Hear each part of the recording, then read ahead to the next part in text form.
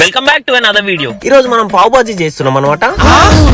నువ్వు చేస్తావా అని అడగకండి, నేను చేస్తే అది వంట అవుతుంది, పెంట అవుతుంది. ఇక మొదలెడదామా? ఫస్ట్ ఆలు అండ్ క్యారెట్స్ కట్ చేసుకోండి, వాష్ చేసుకోండి. ఎన్ని అని అడగకండి, మీకు కావాల్సినన్ని. కొంచెం సాల్ట్ వేసుకొని 3 విజిల్స్ పెట్టుకోవాలన్నమాట. ఇలా ప్రాసెస్ మర్చిపోకుండా మధ్య మధ్యలో భార్గవ వీడియోస్ చూసుకుంటూ చేయాలి. టొమాటోస్ కట్ చేస్తుంటే కత్తి కోఆపరేట్ చేయట్లేదు, అందుకని దీన్ని నైఫ్ షార్ప్నర్ అంటారు అనమాట. ఇలా కత్తులు షార్ప్ చేయడానికి వాడు. మన బ్రెయిన్ కి కూడా ఇలా ఒకటి ఉంటే బాగుండు.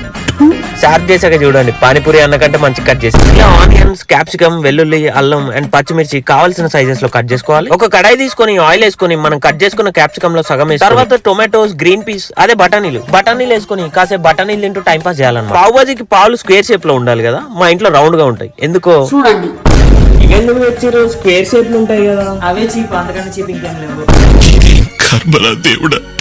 ఇప్పుడు ఈ కుక్కర్ చూడండి, నన్ను చూసి విజిల్ వేస్తుంది. నువ్వు ఎంత ట్రై చేసినా నేను నీకు వాడను రా. సో ఉడికిపోయిన క్యారెట్ అండ్ ఆలుని మన కడాయిలో వేసుకొని మెత్తగా మ్యాష్ చేసుకోవాలన్నమాట. మిగిలింది నెక్స్ట్ పార్ట్ లో చూద్దాం. లైక్ అండ్ సబ్స్క్రైబ్ చేసుకోండి భయ్యా.